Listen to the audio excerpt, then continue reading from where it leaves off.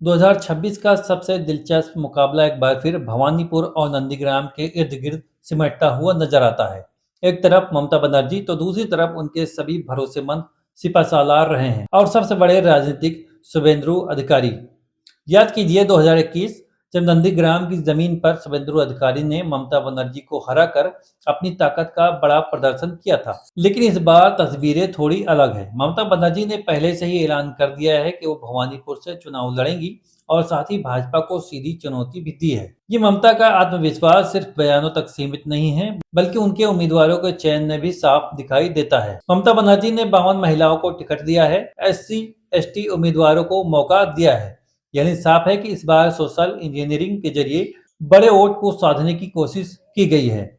लेकिन असली सवाल यहीं से शुरू होता है, क्या ममता बनर्जी बिना प्रशांत किशोर के यानी मिडास टच के 2026 की लड़ाई जीत पाएंगी? सच ये है कि जीत नामुमकिन नहीं है, लेकिन पहले से ज्यादा मुश्किल हो सकता है। आईपैड डेटा, ग्राउंड मैनेजमेंट और डिजिटल स्ट्रेटेजी ने खुद को यह साबित किया है। लेकिन प्रशांत किशोर सिर्फ एक रणनीतिक सलाहकार नहीं थे, वो एक ऐसे बिग पिक्चर नैरेटिव जीनियस थे जो बीजेपी जैसी विशाल चुनावी मशीन के सामने एक भावनात्मक लहर खड़ी कर दी थी। ऐसी लहर जो हर जाति, हर वर्ग और हर इलाके को छू जाती थी। 2026 का असली इम्तिहान यही है, जो कभी 2019 की हार के बाद महज 2 साल में तैयार किया गया था। ये चुनाव सिर्फ सीटों का खेल नहीं है, बल्कि दो बड़े मॉडल की टक्कर है। ममता बनर्जी का वेलफेयर मॉडल और भाजपा का विकास प्लस ध्रुवीकरण मॉडल चालू है। भले ही प्रशांत किशोर आज मंच पर नजर नहीं आते, लेकिन उनकी बनाई रणनीति परछाई आज भी टीएमसी के हर रास्ते में दिखती है। और आखिर में फैसला जनता के हाथ में है।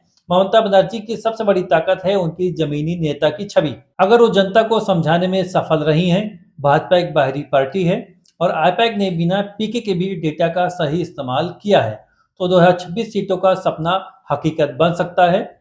लेकिन अगर भाजपा ने भ्रष्टाचार, बेरोजगारी जैसे मुद्दों पर टीएमसी को घेर लिया, तो 2026 में बंगाल की सत्ता का समीकरण बदल सकता है। और यही वजह है कि ये चुनाव सिर्फ मुख्यमंत्री चुनने का नहीं है, बल्कि बंगाल की आत्मा, उसके भविष्य की दिशा तय करने का महासंग्राम है। और जैसा बंगाल में कहा गया है कि इस बार खेला आरो जोम्बे, यानी इस बार खेल और जमेगा। अब देखना होगा कि बंगाल की कुर्सी पे कौन बैठता है, ये तो आने वाला समय तय करेगा। चुनावी नतीजे आने के बाद आपको पता चलेगा कि किसने कितनी परचम लहराई है। खैर, इस वीडियो में बस इतना ही। ये वीडियो देखने के लिए आपका बहुत बहुत शुक्रिया।